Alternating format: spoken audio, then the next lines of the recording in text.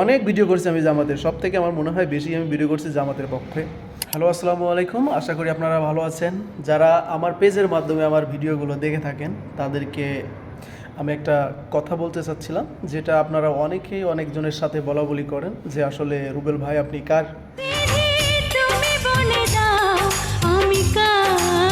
কোন দলের হয়ে আপনি কাজ করেন।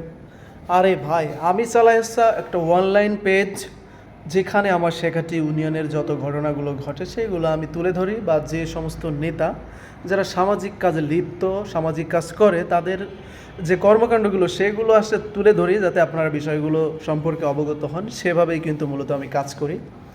মনে করেন যে আমি জিকু ভাইয়ের হয়ে ভিডিও করি, তার মানে আমি জিকু ভাইয়ের একেবারে যে খোদ লোক তেমনটা নয়। আমি কিছু বিএনপির যে ভিডিও ছাড়ছি সেই ভিডিওর মাধ্যমে যে আমি বিএনপির একদম খোদ লোক তেমনটাও নয়। আবার আমি জামাতের কিন্তু এর আগে কিছু অনেক ভিডিও করছি আমি জামাতের, সব থেকে আমার মনে হয় বেশি আমি ভিডিও করছি জামাতের পক্ষে। তো এর মানে এই না যে আমি আসলে জামাতের লোক হয়ে গেছি। এনসিপি তো আমার এলাকায় খুঁজেই পাওয়া যায় না, সুতরাং আমি এনসিপির হব কীভাবে? তো অন্যান্য যেমন জাতীয় পার্টি, এগুলোর তো আসলে কোনো কর্মকাণ্ডই নেই আমাদের এলাকায়। সেভাবে তাদের কোনো ভিডিও আসলে নেই, যেহেতু দুইটা গুরুত্বপূর্ণ দল, জামায়াত ইসলামী, বাংলাদেশ জামায়াত ইসলামী এবং বিএনপি, জাতীয়বাদী বিএনপি দল, এটা। তো যারা আমাকে ডাকবে তাদের কর্মকাণ্ডগুলো জাস্ট আমার ফেসবুক পেজের মাধ্যমে সবার সামনে তুলে ধরতে আমি রুবেল শেখ তার হয়ে কাজ করব। এখানে আপনারা যদি কোনো দলের হয়ে মনে করেন বা কোনো একটা পক্ষপাতিত্ব মনে করেন, সেটা আপনাদের একটা ভুল ধারণা।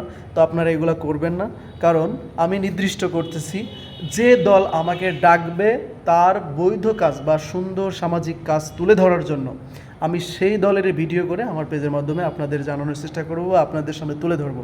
এখানে কোনো পক্ষপাতিত্ব বা কোনো দল বা কোনো অর্থ এরকম কোনো বিষয় নেই।